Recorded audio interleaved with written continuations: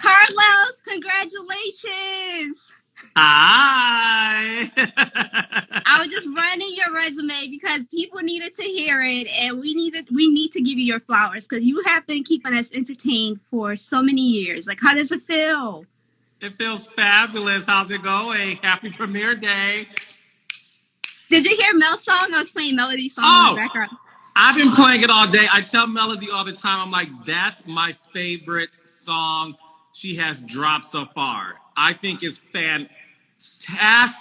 Now, I get the sneak peek, so I heard the song a week ago, but Okay, well, today, like when she released it, I just went and downloaded it, and I absolutely love it. It's a feel good music. Springtime is coming here, so you play it as you have your windows down. I love it. But I'm super excited to have this conversation with you. We are less than about 25 minutes from the premiere of Love and Marriage Huntsville. How does it feel? Season 4. You know what's so funny? It never gets old. It never gets old.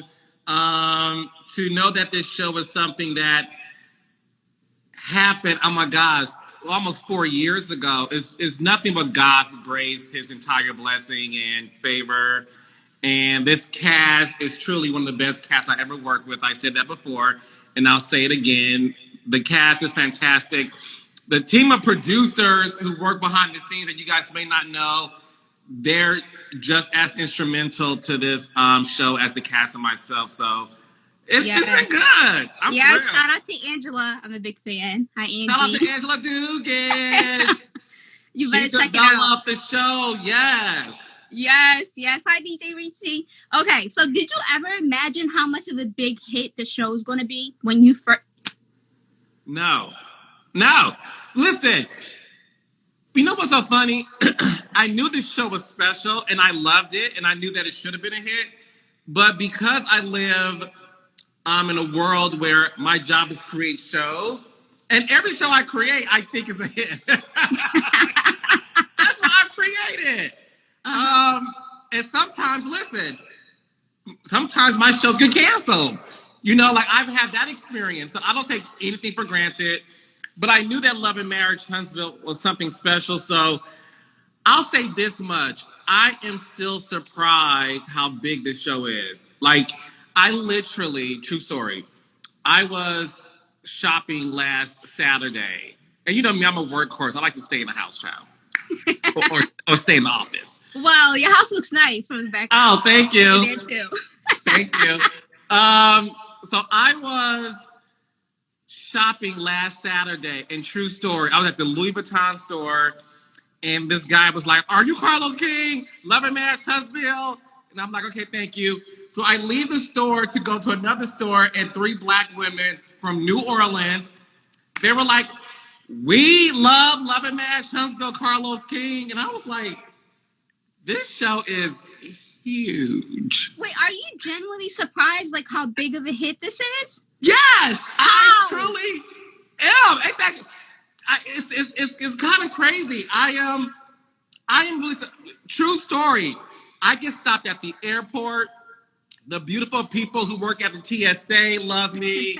The beautiful people who work at the fast food restaurants, when I'm trying to get a bite to eat before I board my flight, they be like, "Love and Marriage Huntsville." I was on the radio yesterday, Radio Andy, and a white woman from Oregon was like, "King of reality TV, we love Love and Marriage Huntsville." Facts. All of them facts. Like, why do you think the show is so successful?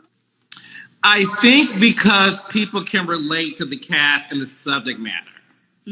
I really do believe that. I think at the end of the day, it's a show where you get to hear couples, married couples, divorced couples, right? Right. You get to hear their perspective on something that is universal. And what's universal is love and relationships. So no matter if you're Black, white, a male or a woman, non-binary, whatever you identify yourself as, you can relate to the universal theme of love and relationships. Right. And I think that's why this show is a huge hit. You know, it's funny. I was showing my husband, who doesn't watch reality TV shows at all. I was like, "You have to sit down and watch this with me," especially after I filmed the special for the social media. And I sat him down and we watched one of the episodes together. And he was just like, "I get it." He was like, "I get why the fans are extremely attached to this show because it it brings out these raw emotions out of you, like just like you mentioned, because the cast are so relatable. Yeah. These stories that we are seeing on the show, we know someone that's going through it. If you're not going through it by yourself, if you don't know someone that's going through, you know someone else that knows someone else that's going through it.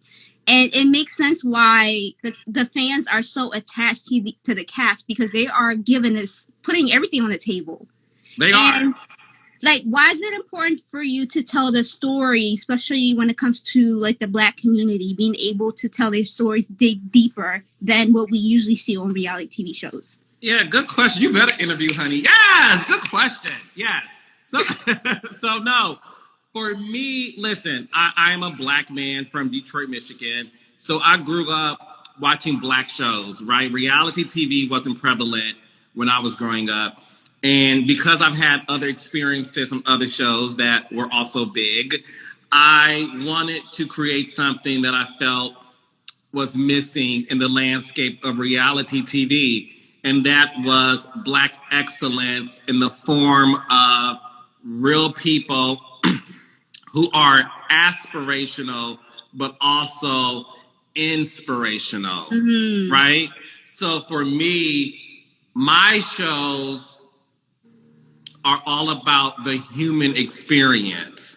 And it's all about making sure that my cast can relate to the world. I'm not into, listen, no shade to everyone else. It is what it is. But physical violence every episode for me is in the cat's meow. Like, I think there's an audience for that and people love it. But my thing is, I want to show the other side of it. And listen, things get messy and things get hype, and that's real life. But the beauty of the shows that I do is every episode isn't about that. And it's such a diverse way we tell the stories of these beautiful people. I agree. The human experience is such an important way, I think, to frame it. Because whether we like it or not, I think this is why we get uncomfortable watching Love and Marriage Huntsville, because it's the most intimate moments that we have, like, we are privy to like we're almost, you're watching and witnessing these conversations and experiences that we don't normally see in person, and it ignites these raw emotions that a lot of the fans are like, I need to go to your page and tell you about yourself, because I don't like how you treated your wife. I don't like how you treated how you're not communicating your expectations. Yes. So it gets a bit like overwhelming. So how is it for the cast to deal with, like, because they're living their true life on television, like, and then you see what happens on social media. Like, as a producer, how do you comfort them? How do you walk them through to live within their truth, but also the backlash that comes with it? Like, how do you handle that? Yeah, listen, the beauty of this show and me being on camera hosting the reunion and also hosting a few specials with this show is you guys get to see how this show has started and how I've said from the beginning to my cast, I'm going to hold your hand through this process and to stay off of social media, child. Right. Because as much as I love my social media folks, you know, there is a few people who are messy for the sake of being messy, and they hide behind a computer or their phone to tear you down. And you do have to have this balance of going on social media, promoting whatever you're promoting, and then you hop off, child. And that's what Tisha did. I talked about me telling Tisha stay off of social media. Tisha is off of Twitter, because I believe in protecting your mental health.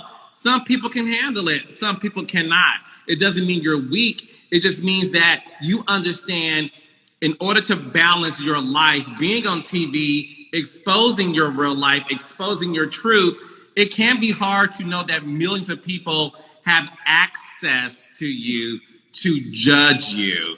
And that is something that I can relate to as well, but not to the point where y'all don't know my business, Charles. We don't. And we're going to keep it that way, yes. I applaud my cast because I don't want y'all to know who I'm with, who I'm not with, I don't want y'all to know nothing about me in my personal life. But that's why I always tell people you can't get high off your own supply. So my supply is to produce the shows and these amazing people and not me getting from the camera to do that. I'll host and tell the tea, but I won't be spilling my own tea because I can't handle it.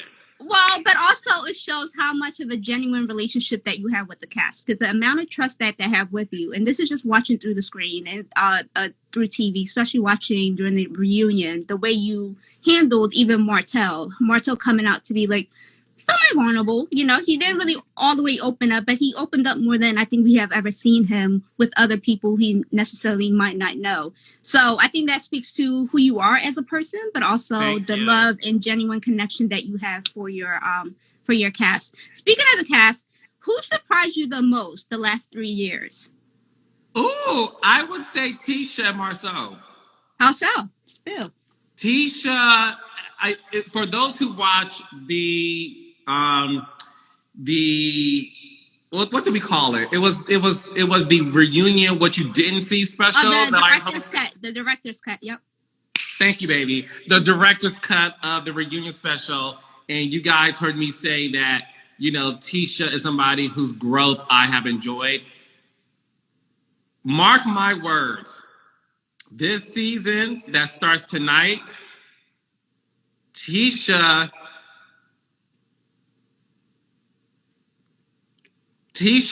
Scott. Oh, okay. Is showing y'all a side of her I have never seen. Tisha ain't playing no games, baby. Marceau is so interesting this season. I would say Marceau has the most interesting story this season. I read an article and I asked him this when I was interviewing them the other day. It said that he said that we weren't going to like him this season. He said he was going to be a lot more outspoken, but I always thought he was outspoken. No, he's always been outspoken.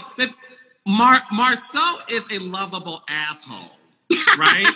And I think that's why people like him, because they're like, that's how he feels. And it's funny because season 1, he had this caveman mentality, right? Yes. And it turned people off, but they still enjoyed what he had to say. But nowadays they're like, oh, I'm on Marceau's side of things, right? So no, Marceau and Tisha, they have a lot going on this season. They are, I can't say much, but tonight's episode is only the beginning when it comes to those two. It's very, very interesting. Yes, Tisha said she is done,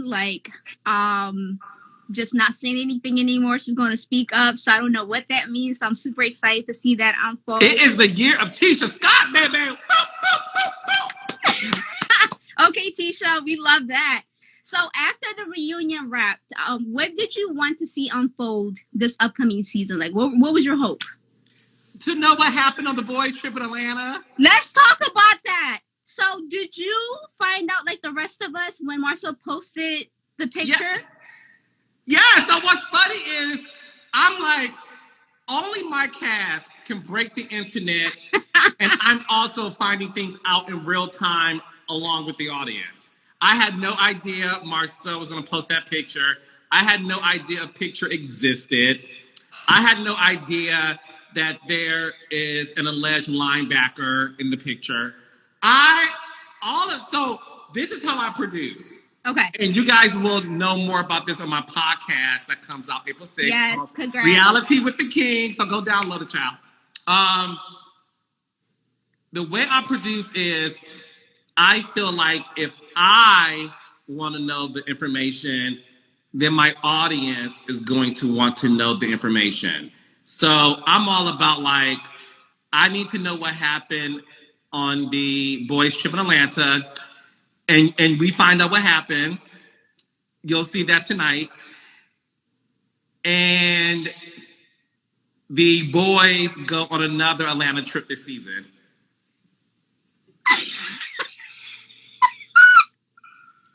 Stop. Wait, so your guys will see part 2 of the ATL boys trip this season of Love and Marriage Huntsville. Is that the picture with Martell wearing the fur? Oh my goodness. I cannot wait. I do it for you guys. I do it for you all. I really do. So I read the description of tonight's episode, and it's not like any first episode that I've ever seen in any seasons. It looks packed with a lot.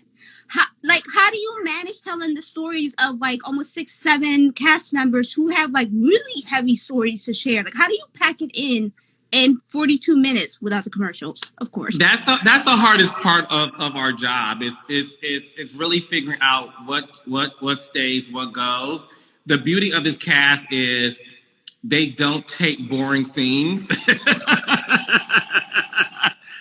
All the scenes, I'm like, this shit is so good. But you gotta, like you said, make a decision to keep the 42 minutes in there. But it is very challenging. But this premiere, I will go on record saying, is the best season premiere in the history of Love and Marriage Huntsville. This season premiere is jam-packed, and we literally pick up where we left off at the reunion. And all I can say is tonight, you're going to see what happened the moment they got back to their hotels after the reunion. After the reunion? So something happened. Here's some tea. And that's why I was a good host, because I asked all the good questions. No, I'm teasing. I'm teasing. No. So after the reunion, I'm listening. Something happened that defines Melody, Destiny, and Tisha's relationship forever. At the reunion. After the reunion. Like the very next day, something happens that defines the relationship Melody, Destiny, and Tisha has this season. That's one thing. Number 2, there's more. After the reunion,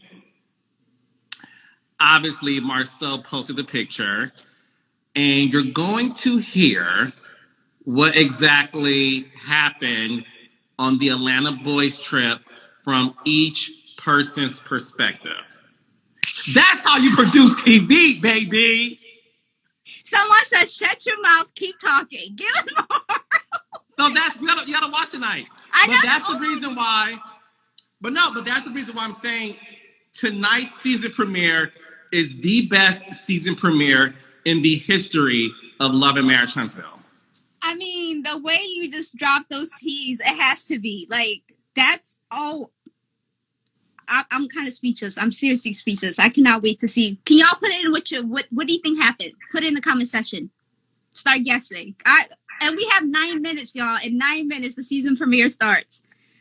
So, Carlos, like, are we going to see Mel and Martell film together this season? Like, how is that going to play out? Listen, as the producer of the show, it's my job to follow the reality. And the reality is, you guys saw what happened at the reunion. They were in a bad place. We pick up immediately where they left off at the reunion. So we are still filming this season, which is interesting because it's airing. So you have to see what happens. But all I will say is this season is beyond unpredictable. So what you think you're used to, you're not going to see that this season. Expect the unexpected. I did not expect this conversation to go this way, so I'm a bit overwhelmed. Because you ask good questions, baby. So thank you.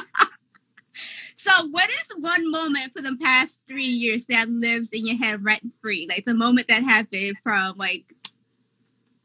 You said from this season or last season? The last 3 years and the season, but the last 3 years and then the season. I shake a bone and I get the hell on. Yes, Miss Wanda.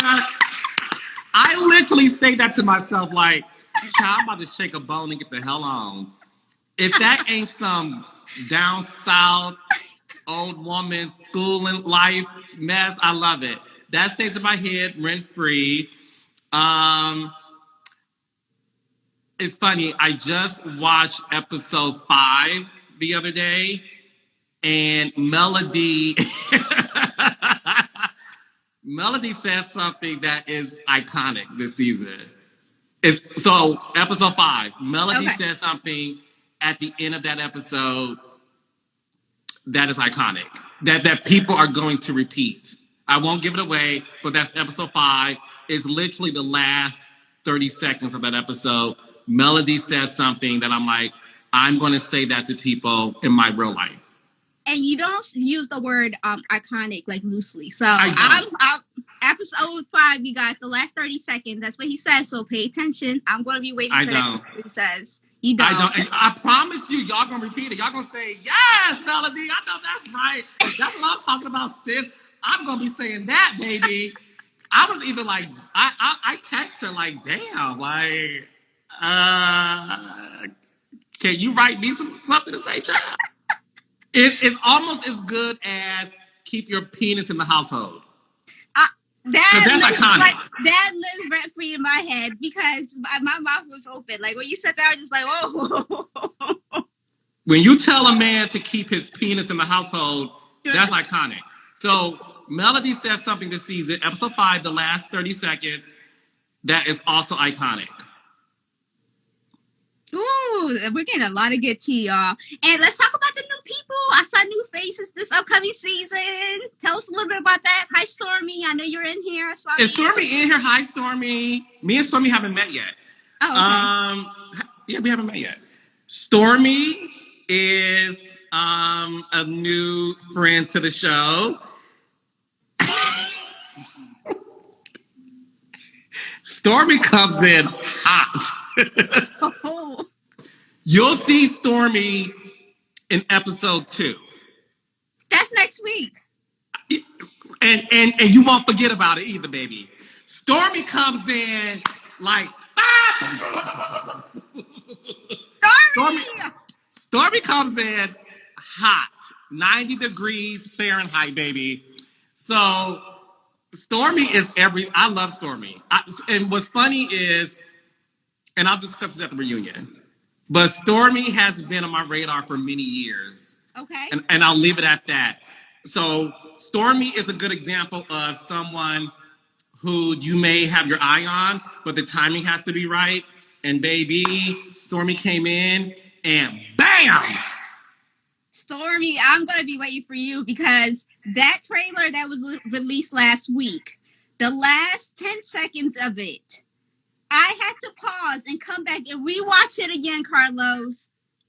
Who's throwing chairs? That's what I want to know. Who is throwing chairs? You got to watch the show, child. So that's this season. And then we also have Tisha's cousin, Kiki, on this season.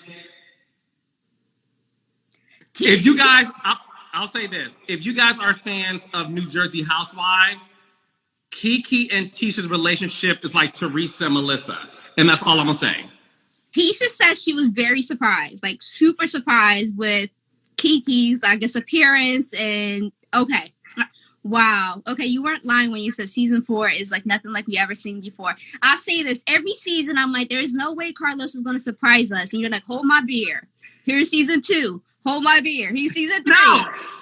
No, but listen, I will always give the credit to the cast. I have an amazing cast. This cast delivers. One thing about this cast that I feel like this cast should teach a class on like how to be great reality stars. This cast leaves nothing on the table. They really, the Love and Marriage Huntsville cast 100% gives everything to this show. They do. And they're proud of this show. And they are the reason why this show is number 1. It's because of the cast. They deliver 100% of their authentic lives. And one thing I love about this cast, they never complain. Wow. They don't. Because they feel like, well, it happened, so I got to talk about it. And I'm always like, exactly. How beautiful is that as a producer? Like, not to have to deal with that. Just like, yeah, all right, they don't complain. They don't bother me at all. They don't complain. So we have 2 more minutes before the premiere of Love and Marriage Huntsville. But before you go, can you tell us a little bit about Love and Marriage DC? Because we have some of the Love and Marriage DC folks in here. Oh, we do. Hi, DC folks. Love and Marriage DC is, we just wrapped. It is going to be a fantastic season. Y'all know I don't lie. Love and Marriage DC comes on strong, hot, and heavy out the gate. Episode 1 is Love and Marriage DC gives you Shonda Rhimes scandal. It is phenomenal. That cast, I saw the first episode. It's 10s across the board. Monique is back. Monique, you guys are going to see a different side of Monique and Chris. She said that. And Chris, which I love because we get to know Chris this time. You think you know Monique, you have seen nothing yet. We got the Silvas. Ashley Silva is going to be one of the most shadiest, iconic reality stars ever, right? So she's hilarious. You have the Tylers, Arena, and Jamie, who are gorgeous and fashionable, and they have an amazing personal story. And then you have Winter Williams, yes, who has a lot going on. Oh, we love it. We love it. Carlos, I would love to do this with you again mid-season. It's showtime, you guys. Happy premiere day. We love you, Carlos. Thank you so much for giving us great TV and continue to interact with us. He's on Twitter tweeting with you guys as you're watching, so go hang out with us. All right, thanks, baby. Bye. Love you, babe. Thank you. Love you. Bye. Bye.